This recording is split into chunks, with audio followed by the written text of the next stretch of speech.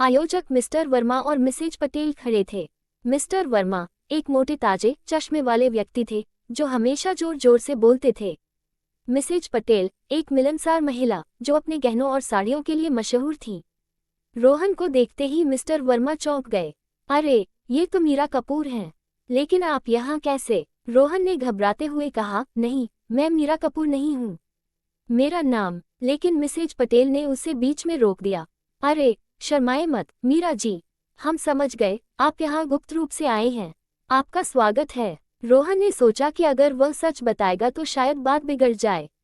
उसने हल्के से मुस्कुराते हुए कहा, ठीक है, मैं आपकी बात मान लेता हूँ। मिस्टर वर्मा ने तुरंत उसे मंच की ओर ले जाया और कहा, मीरा जी, आप यहाँ की मेहमान हैं। कृपया भीड़ को संबोधित करें। रोहन के हाथ में माइक थमा दिया गया। उसका दिल जोर जोर से धड़क रहा था। उसने भीड़ को देखा। सैकड़ों लोग, बच्चे, बूढ़े, जवान, सब उसकी ओर देख रहे थे। उसने गहरी सांस ली और कहा, नमस्ते शांतिनगर के प्यारे लोगों। ये देवी महोत्सव हमारी परंपरा और एकता का प्रतीक है। आइए, इसे मिलकर मनाएं और देवी का आशीर्वाद लें। भीड़ ने जोरदार तालियां बजाईं। रोहन को लगा कि शायद वह इस नकाब में कुछ अच्छा कर सकता है। लेकिन उसे यह नहीं पता था कि यह सिर्फ शुरुआत थी। रोहन का परिवार उसे मंच पर देखकर हैरान रह गया। माँ सुनीता ने पिता से कहा, देखो, रोहन कितना आत्मविश्वास से बोल रहा है। मुझे तो यकीन नहीं हो रहा।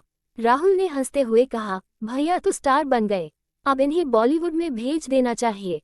दादी ने गर्व से सिर हिलाया और कहा, मैंने कहा था ना, ये परंपरा हमारे खानदान के लिए खास है। उधर असली मीरा कपूर भी त्योहार में पहुंच चुकी थी।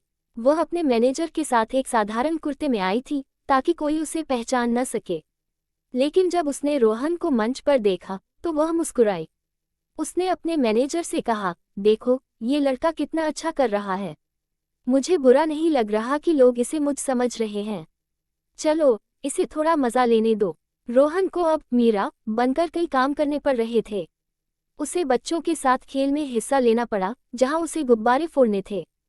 फिर बुजुर्गों के लिए एक छोटी सी प्रार्थना करनी पड़ी। हर बार भीड़ उसकी तारीफ कर रही थी और रोहन को एक अजीब सा आत्मविश्वास महसूस हो रहा था। लेकिन साथ ही उसे डर भी था कि कहीं उसका सच सामने न आ जाए। त्योहार के बीच में रोहन की मुलाकात अंजलि ठाकुर से हुई। अंजलि एक 20 साल की स्थानीय लड़की थी जो अपनी चुलबुली बातों और हंसमुख स्वभाव के लिए जानी जाती थी। वह मीरा कपूर की बहुत बड़ी फैन थी और हर साल उसकी फिल्में देखने सिनेमा हॉल जाती थी। अंजलि ने मीरा रोहन को देखा और चिल्लाए, अरे वाह मीरा दीदी, मैं आपकी बहुत बड़ी फैन हूँ। क्या मैं आपके साथ एक सेल्फी ले सकती हूँ? रोहन ने हल्के से हाँ कहा और अंजलि ने अपने पुराने फोन से कई तस्वीरें खींची। उसने कहा, दीदी, आप सच में बहुत खूबसूरत हैं। ये लाल साड़ी तो कमाल की है। रोहन ने शर्माते हुए कहा, धन्यवाद अंजलि, तुम भी बहुत प्यारी हो। अंजलि ने उत्साह से कहा, दीदी, क्या आप मेरे साथ थोड़ी देर घूम सकती हैं? मैं आपको त्योहार दिखाऊंगी। रोहन को लगा कि इससे उसे थोड़ा समय मिलेगा और उसने हाँ कर दी। अंजलि उसे त्योहार के स्टॉल्स पर ले गई। एक स्टॉल पर गोलगप्पे बिक रहे थे जिनकी तीखी चटनी की महक हवा में फैली थी। अंजलि ने कहा, दीदी, एक गोलगप्पा खाए न? रोहन ने पहले मना किया, लेकिन अंजलि के जोर देने पर उसने एक खाया। पानी का तीखापन उसके गले में चढ़ गया और वह खांसने लगा। अंजलि हंस पड़ी, अरे, आप तो सच में मजेदार हैं। फिर वे एक हस्तशिल्प स्टॉल पर गए जहां कुम्हार मिट्टी के दिए और खिलौने बना रहा था।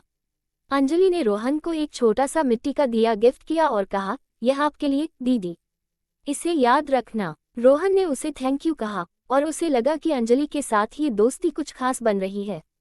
त्योहार के दूसरे दिन एक अजीब घटना हुई। मंदिर से देवी की एक प्राचीन मूर्ति गायब हो गई। यह मूर्ति सोने और चांदी से बनी थी और कस्बे के लिए बहुत कीमती थी। मिस्टर वर्मा ने घोषणा की, ये बहुत बड़ी बात है, हमें मूर्ति ढूंढनी होगी वरना त्योहार अधूरा रह जाएगा। रोहन, जो अभी भी मीरा बना हुआ था, इस घटना में फंस गया।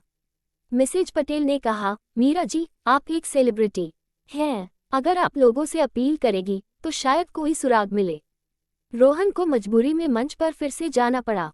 उसने कहा, दोस्तों, हमारी देवी की मूर्ति चोरी हो गई है। अगर किसी को कुछ पता है तो कृपया आगे आएं। भीड़ में खुसुर पुसुर शुरू हो गई। तभी एक बूढ़ा व्यक्ति, दीनानाथ, आगे आया। उसने कहा, मुझे लगता है कि यह काम किसी बाहरी का नहीं बल्कि हमारे अपने कस्बे के किसी शख्स का है। रोहन को यह बात अजीब लगी और उसने सोचना शुरू किया कि शायद वह इस रहस्य को सुलझा सकता है। उसने अंजलि से मदद मांगी।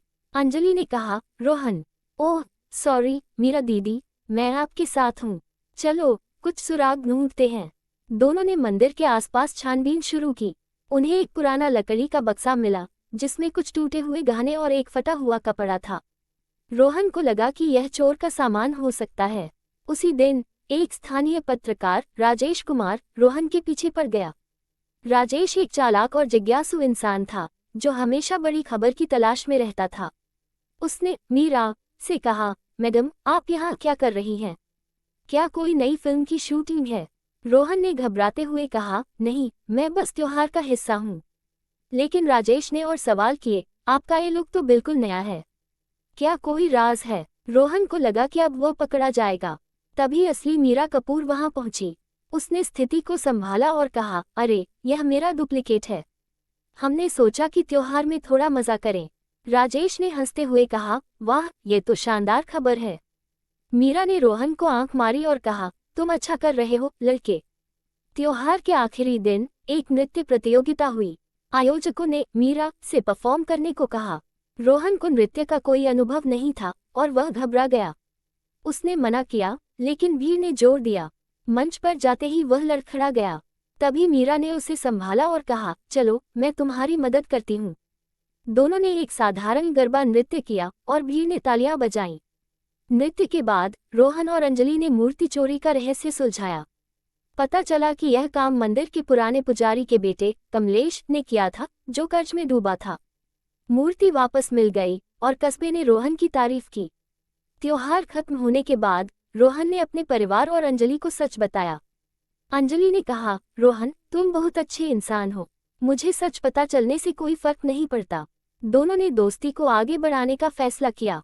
दादी ने कहा, रोहन तुमने हमारी परंपरा को सम्मान दिया और कस्बे की मदद की। मुझे तुम पर गर्व है। रोहन ने सोचा कि यह अनुभव उसे हमेशा याद रहेगा, एक ऐसा नकाब जो उसे अपनी असली ताकत दिखा गया।